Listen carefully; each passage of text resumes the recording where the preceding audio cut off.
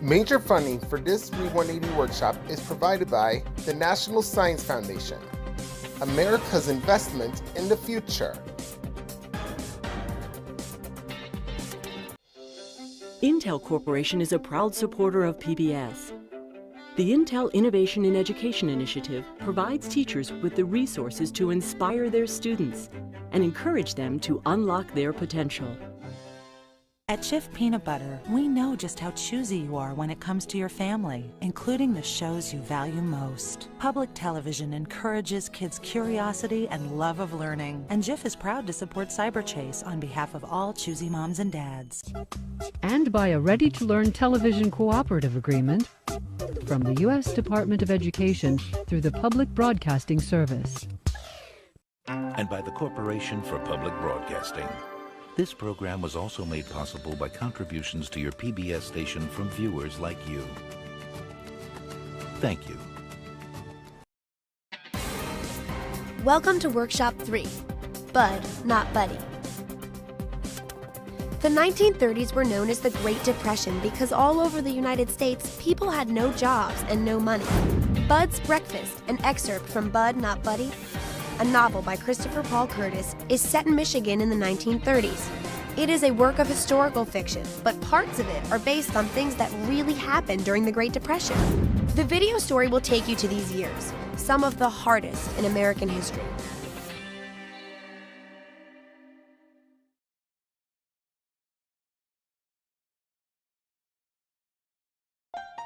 Reading 1, Bud's Breakfast. Bud's Breakfast is taken from Bud, Not Buddy, a novel by Christopher Paul Curtis. For him, writing is as necessary as breathing.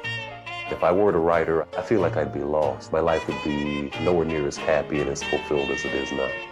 Bud, Not Buddy is about a 10-year-old boy named Bud who runs away from a mean foster family and travels around Michigan looking for his real father.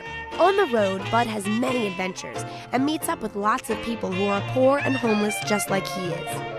As the reading begins, Bud is hungry and broke, so he decides to have breakfast at a mission, a place run by a church where free meals are available to poor people.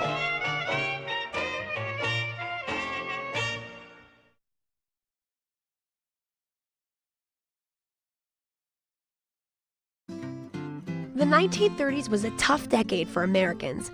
Money was scarce and even food was hard to come by. Watch the video story to learn more about life in the Great Depression. When America was out of work. Back in 1929, the United States was the richest country in the world. Then, in October of that year, there was a financial disaster. It was called a stock market crash, and it caused major money troubles for people and companies all over the country.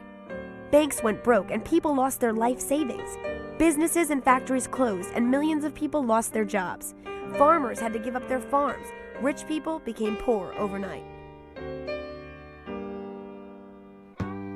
Many Americans lost their homes. It was common to see people sleeping in doorways or under bridges. Some homeless people created their own villages called shanty towns in city parks or on the outskirts of town. They lived in raggedy little shacks that they built out of scraps of old wood, metal, and even cardboard. Other people left home and traveled from town to town in search of work. They were called hobos, and there were hundreds of thousands of teenagers among them. Many came from families who simply could not afford to take care of them.